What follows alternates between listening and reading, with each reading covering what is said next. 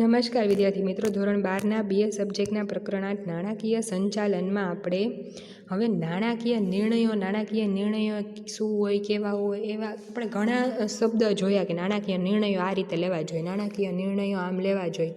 પણ એ હોય કેવા નિર્ણયો, નાણાકીય નિર્ણયોમાં સમાવેશ કોનો થાય, તો એ આપણે આજે જોવાનું છે કે નાણાકીય સંચાલન નાણાં કાર્ય સાથે સંબંધ ધરાવતું હોવાથી તેને નાણાં કાર્ય તરીકે પણ ઓળખવામાં આવે છે. નાણાકીય સંચાલન નાણાં કાર્ય સાથે, નાણાં કાર્ય એટલે કે જે નાણાં દ્વારા જે કાર્ય કરવામાં આવે છે એ બધાનું સંચાલન થાય, એટલે એને નાણાં કાર્ય તરીકે પણ ઓળખવામાં આવે. આથી આ સંદર્ભમાં નાણાકીય સંચાલનમાં નીચે જણાવેલા 3 પ્રશ્નો અંગે નિર્ણયો લેવાના હોય. પહેલું તો કે રોકાણ સંબંધિત નિર્ણયો.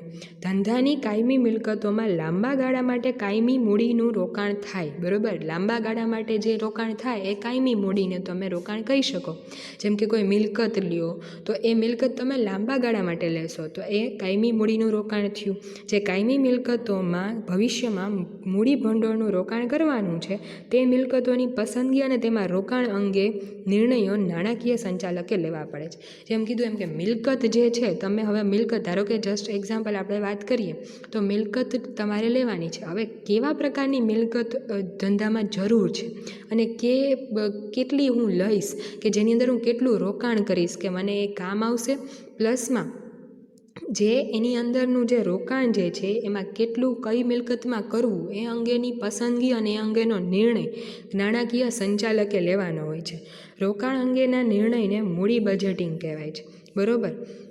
એને શું કહેશું આપણે? મૂડી બજેટિંગ. રોકાણ અંગેના નિર્ણયોમાં જોખમનું તત્વ હોય, આથી રોકાણ અંગેના નિર્ણયોનું મૂલ્યાંકન અપેક્ષિત વળતર અને જોખમના સંદર્ભમાં થવું જોઈએ. હવે જો શબ્દ સમજો, રોકાણ અંગેના નિર્ણયમાં જોખમ હોય. ધારો કે તમે જમીનમાં કે એવી કોઈ જગ્યાએ રોકાણ કર્યું તો હવે એ જગ્યાએ તમે રોકાણ કરો છો. હવે અત્યારે જમીનના ભાવ શું છે અને ભવિષ્યમાં શું હોવાના, કઈ જગ્યા ઉપર જમીન છે, આ બધી વસ્તુ એને ઇફેક્ટ કરશે.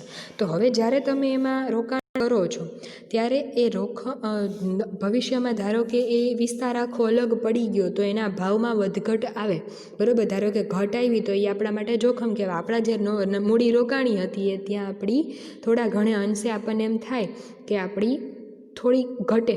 તો એવી જગ્યાએ જ્યારે વાત કરવાની આવે કે કઈ જગ્યાએ મૂડી રોકવી તો ત્યારે એનું મૂલ્યાંકન કઈ રીતે કરશે, તો કે અપેક્ષિત વળતર, કે ધારો કે આ જે તે જગ્યાએ હું જમીન લઉં છું તેમાંથી મને ભવિષ્યમાં કેટલું વળતર મળી શકે એમ છે, અથવા તો આ જે તે જગ્યાએ હું કોઈ પણ બાબત ઊભી કરીશ, મીન્સ કે કોઈ એવો કોઈ કોમ્પ્લેક્સ બનાવીશ કે કોઈ પણ રીતે ત્યાં હું રોકાણ કરીશ તો એ જે છે એમાંથી મને વળતર કહે. અત્યારે આપણે ફ્લેટ લેવો હોય, બરાબર, કે ભાઈ કોઈ બી જગ્યાએ ટેનામેન્ટ લેવું હોય તો આપણે ઘણી વખત એવું કરતા હોય કે આપણી પાસે ઓલરેડી રહેવાનું તો આપણું હોય જ, પણ આપણી પાસે જે પૈસા પડ્યા હોય ને એને આપણે આવી જગ્યાએ રોકતા હોય તો ત્યાં આપણે શું જોશું કે કેવા એરિયામાં હું મકાન લઉં કે ભવિષ્યમાં ત્યાં ભાવ વધશે, અથવા તો હું અત્યારે એના ભાડે આપીશ તો ત્યાંથી મને કેટલા ભાડું મળી શકે એમ છે.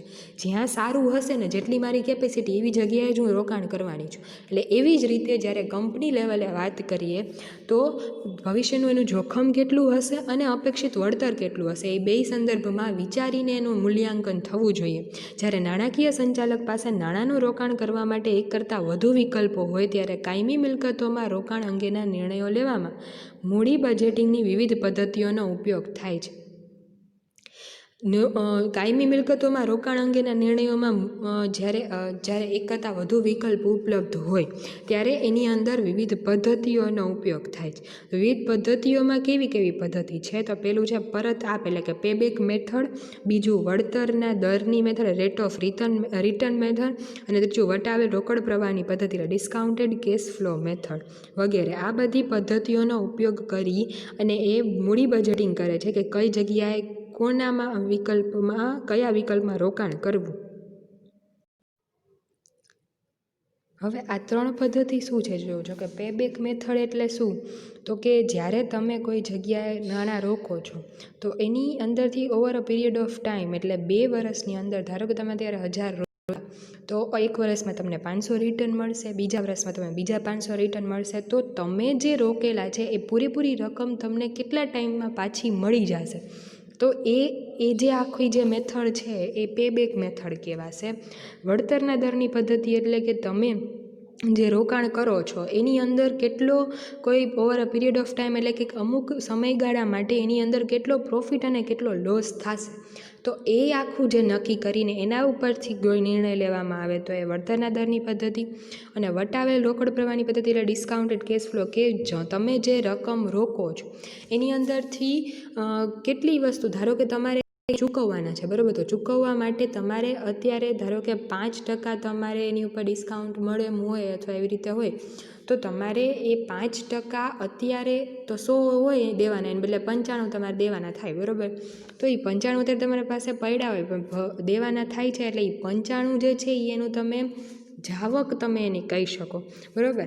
આ જે વસ્તુ છે ડિસ્કાઉન્ટેડ કેશ ફ્લો મેથડ, એનો મતલબ એવો કે તમને જે કોઈ રકમ છે, આ મેં તમને જવાની વાત કરી, એવી રીતે આવકની વાત કરીએ તો જે તમારી પાસે જે રકમ છે એની ઉપર તમને કેટલા % ઇન્ટરેસ્ટનો જે ગાળો જે હોય એ મળવાનો હોય અને એનામાંથી તમને કેટલા ઉપજવાના હોય, એટલે કેશ ફ્લો કેટલો થવાનો હોય એના ઉપરની આખી મેથડ છે. બહુ આ ત્રણેય મેથડ ડીપમાં છે, તમે અત્યારે જાઓ તો અત્યારે આ એકમાં તો નહીં, 3 લેક્ચરમાં પૂરું ન થાય, એટલે આ 3 મેથડ જોવી હોય તો એક વખત સર્ચ કરજો કે કઈ છે ને કેમ, અને આગળ ભણવામાં તમારે આ ડીપમાં આવશે.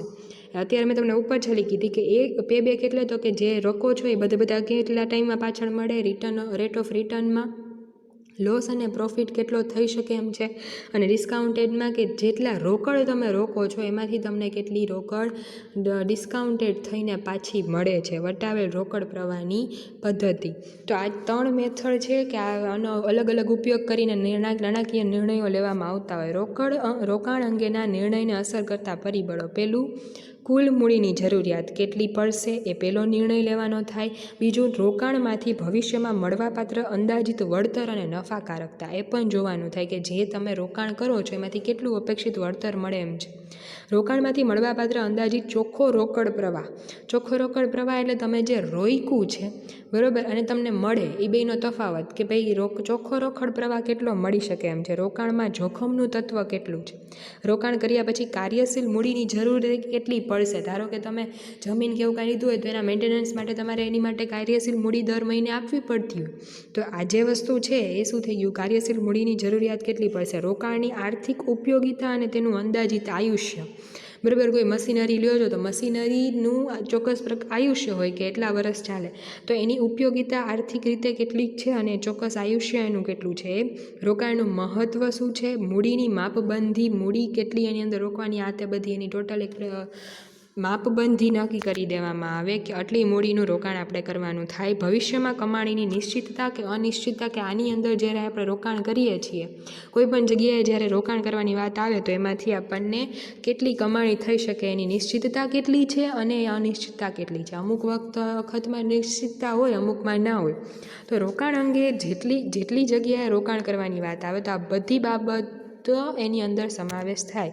બીજું આપણે જોઈએ ધિરાણ સંબંધિત નિર્ણયો, તો કે ઓલું શું હતું, તો કે આપણે ક્યાંક જગ્યાએ પૈસા રોકવાના હતા, આ જે છે કે કોઈક પાસેથી પૈસા લેવાના, તો રોકાણ અંગેના નિર્ણયો કંપનીની મિલકતો સાથે સંકળાયેલા છે, જ્યારે ધિરાણ અંગેના નિર્ણયો મૂડી માળખા સાથે સંકળાયેલા છે. ઓમાં મિલકતોમાં રોકાણ કરવાની વાત હતી, અહીંયા જ્યારે આપણે ક્યાંક ઇન્વેસ્ટમેન્ટ કરીએ તો એ આપણી મિલકત કહેવાય, પણ જ્યારે તમે કોઈક પાસેથી લ્યો તો એ આપણે કોઈક પાસેથી મૂડી લઈએ છીએ અથવા તો ઉછીના લઈએ છીએ, તો અહીંયા આપણે ધિરાણ સંબંધિતમાં આપણે મૂડી માળખાની વાત કરવાની છે. તો પહેલું ઇક્વિટી શેર, બીજું ઇક્વિટી શેર અને પ્રેફરન્સ શેર, ત્રીજું ઇક્વિટી શેર અને ડિબેન્ચર, ચોથું ઇક્વિટી શેર, પ્રેફરન્સ શેર અને દેવા. આ 4 પ્રકારના મૂડી માળખા હોય. જો આ આગળ જતાં પણ કામ આવશે કે એક મૂડી માળખું હોય કેપિટલ સ્ટ્રક્ચર, તો એની અંદર તમને ખાલી ઇક્વિટી શેર જોવા મળે. અમુક કેપિટલ સ્ટ્રક્ચરની અંદર 2 ઇક્વિટી અને પ્રેફરન્સ 2 જોવા મળશે. અમુકની અંદર ઇક્વિટી અને ડિબેન્ચર જોવા મળશે. ચોથાની અંદર ઇક્વિટી, પ્રેફરન્સ કે ડિબેન્ચર અથવા બીજા કોઈ દેવા. આ પ્રકારના 4 કેપિટલ સ્ટ્રક્ચરો, એમાંથી કોઈ પણ એક કેપિટલ સ્ટ્રક્ચર ઉપર કોઈ પણ કંપની ચાલતી હોય, મૂડી માળખું એ માલિકીની મૂડી અને દેવાનું મિશ્રણ છે. જો માલિકીની મૂડીની અંદર ઇક્વિટી શેર અને પ્રેફરન્સ શેર આવે, દેવાની અંદર ડિબેન્ચર કે બીજી કોઈ પણ લોન આવે. નાણાકીય સંચાલને મૂડી માળખામાં ઇક્વિટી મૂડી અને દેવાનું પ્રમાણ કેટલું રાખવું એની માટેના તમને ઘણા બધા રેશિયો પણ ભણવાના આવશે કે એ રેશિયો ઉપરથી તમારા ઇક્વિટી ગુણોત્તર શોધવાનો આવે, પછી ઇક્વિટી દેવા ઇક્વિટી ગુણોત્તર શોધવાના, આવા બધા 12માં તમારે ગુણોત્તરો પણ ભણવાના આવશે. હિસાબી ગુણોત્તરોનું ચેપ્ટર આવશે, એ એકાઉન્ટમાં આવશે. એના ઉપરથી તમે એમાં પ્રમાણ કેટલું હોવું જોઈએ, બરાબર, એ પ્રમાણે અહીંયા તમારે દેવા અને ઇક્વિટીનું પ્રમાણ રાખવાનું છે, અંગે નિર્ણય લેવાનો હોય છે. મૂડી માળખામાં ઇક્વિટી મૂડી અને દેવા વચ્ચે સમતુલા જરૂરી છે. ઇક્વિટી મૂડી અને દેવાનું યોગ્ય પ્રમાણ ધરાવતા મૂડી માળખાને ઓપ્ટિમમ એટલે કે ઇષ્ટતમ મૂડી માળખું કહે છે. કારણ કે જેટલી તમે માલિકીની મૂડી રાખો છો એની સામે દેવાનું પ્રમાણ એટલું હોવું જોઈએ. મીન્સ કે એની સમતોલા જે જળવાવી જોઈએ, એનું પ્રમાણ જે જળવાવું જોઈએ. નહીં તો તમે ખાલી ડિબેન્ચર જ બહાર પાડે રાખો કે દેવા જ કરી રાખો, નહીં ખાલી માલિકી.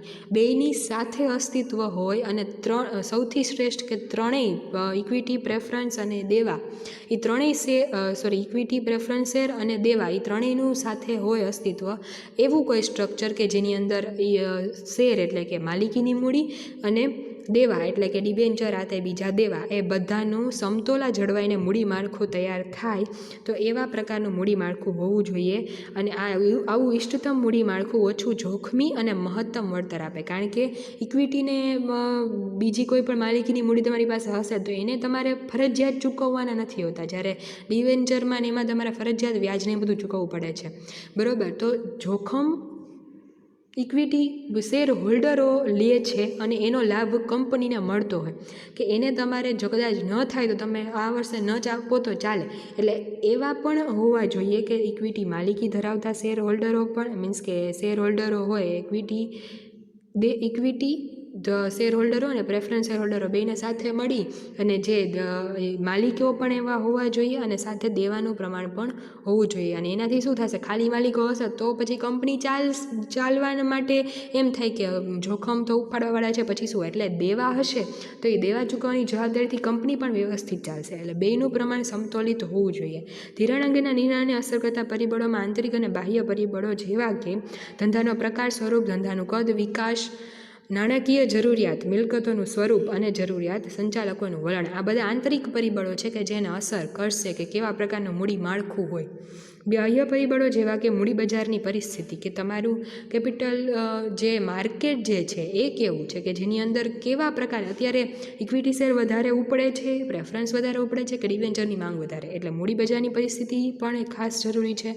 જામીનગીરી બહાર પાડવાનો ખર્ચ, ઘણી વખત અમુક ઇક્વિટી બહાર પાડવાનો ખર્ચ એટલે ન થતો હોય, જ્યારે બીજા પ્રકારના બધા બહાર પાડવાનો ખર્ચ વધી જતો હોય, તો એ પ્રમાણે ખર્ચ કેટલો થાય છે જામીનગીરીઓ બહાર પાડવાનો, એ પણ એટલું જરૂરી છે.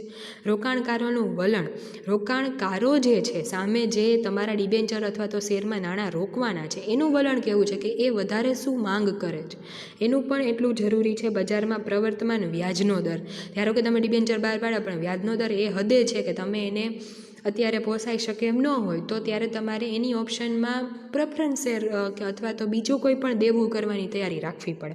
એટલે આવા બાહ્ય પરિબળો પણ અસર કરે છે. કાયદાકીય નિયંત્રણો અને સંસ્થાકીય રોકાણકારો, આટલા બધા સંસ્થાકીય રોકાણકારો કે જે સંસ્થાઓ રોકાણ કરતી હોય એવા રોકાણકારો, આ બધા પરિબળો ધિરાણ આધારિત એટલે કે મૂડી માળખું બનાવવા માટે ધ્યાનમાં લેવાના હોય. અને એના ઉપરથી નાણાકીય સંચાલકે નાણાંનું સ્ટ્રક્ચર, મૂડીનું સ્ટ્રક્ચર ઘડી અને નાણાકીય સંચાલન કરવાનું હોય. અને ત્રીજું તમારી પાસે છે ડિવિડન્ડ સંબંધ, કે ડિવિડન્ડ એ કંપનીના નફાનો ભાગ છે, આપણને ખબર છે, તેના શેર હોલ્ડરો વચ્ચે વહેંચવામાં આવે છે. ડિવિડન્ડ એ શેર હોલ્ડરોને તેમના રોકાણ ઉપર મળતું વળતર છે. મેં 10 રૂપિયાનો શેર લીધો તો મને એના ઉપર 1 રૂપિયા ડિવિડન્ડ મળ્યું, તો મને એ 10 રૂપિયા ઉપર મળતું વળતર છે.